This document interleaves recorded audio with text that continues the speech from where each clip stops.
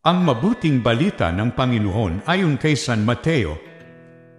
Noong panahong iyon, sinabi ni Jesus sa mga punong saserdote at mga matatanda ng bayan, "Ano ang palagay ninyo rito?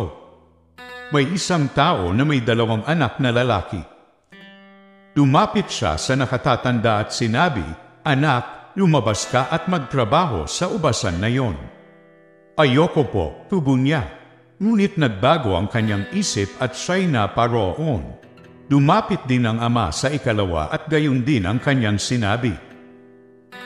Upo, tugon nito, ngunit hindi naman naparoon. Sino sa dalawa ang sumunod sa kalooban ng kanyang ama? Ang nakatatanda po, sagot nila.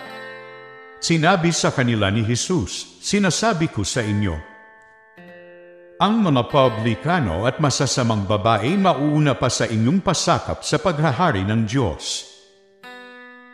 Sapagkat naparito sa inyo si Juan at ipinakilala ang matuwid na pamumuhay at hindi ninyo siya pinaniwalaan. Ngunit pinaniwalaan siya ng mga publikano at ng masasamang babae. Nakita ninyo ito, subalit hindi pa rin kayo nagsisi at naniwala sa Kanya." Ang mabuting balita ng Panginoon. Pinupuri ka namin, Panginoong Jesucristo. Pagbasa mula sa aklat ni Propeta Ezekiel. Ito ang sinasabi ng Panginoon. Marahil ay sasabihin ninyong, hindi tama itong ginagawa ko. Makinig kayo, mga Israelita. Matuwid ang aking tuntunin. Ang pamantayan ninyo ang baluktot. Kapag ang isang taong matuwid ay nagpakasama, mamamatay siya dahil sa kasamaang ginawa niya.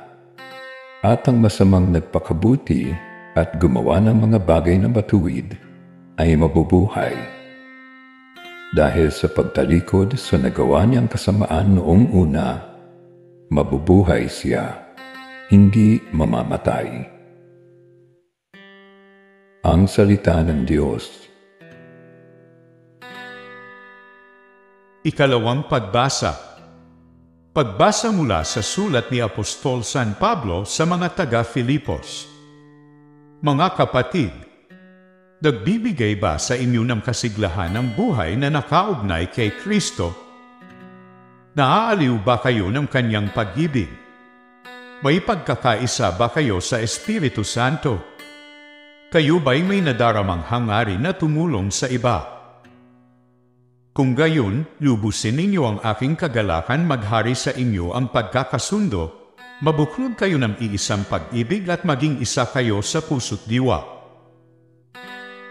Huwag kayong gagawa ng anumang bagay dahil lamang sa hangad ninyong mataniyag, bagkus magpakababo kayo at huwag ipalagay na kayo'y mabuti kaysa iba.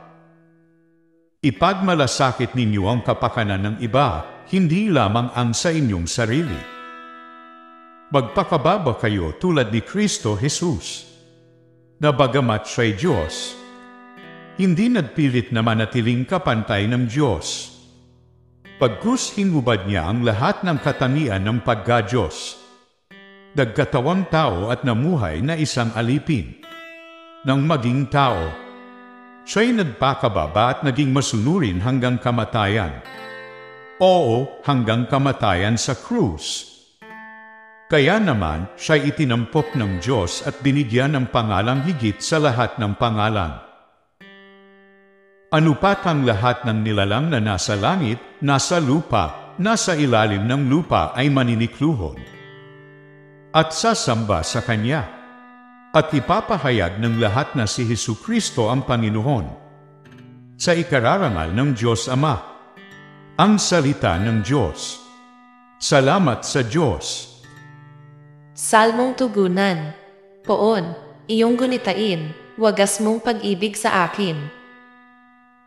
Ang kalooban mo'y ituro, O Diyos. Ituro mo sana sa aba mong lingkod.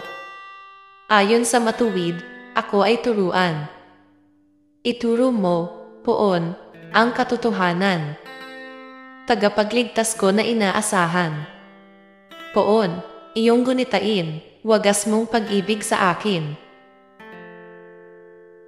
Poon, gunitain, pag-ibig mong wagas. At ang kabutihang noon pa'y nahayag. Patawarin ako sa pagkakasala. Sa kamalian ko nang ako'y bata pa. Pagkat pag-ibig mo'y hindi magmamaliw. Ako sana, poon, ay alalahanin. Poon, iyong gunitain. Wagas mong pag-ibig sa akin. Mabuti ang poon at makatarungan. Sa mga salari, guro at patnubay. Sa mababang loob siya yaong gabay. At nagtuturo ng kanyang kalooban. Poon, iyong gunitain. Wagas mong pag-ibig sa akin. Alleluia! Alleluia! Alleluia! Ang tinig ko'y pakikinggan ng kabilang sa aking kawan. Ako'y kanilang susundan. Alleluia! Alleluia!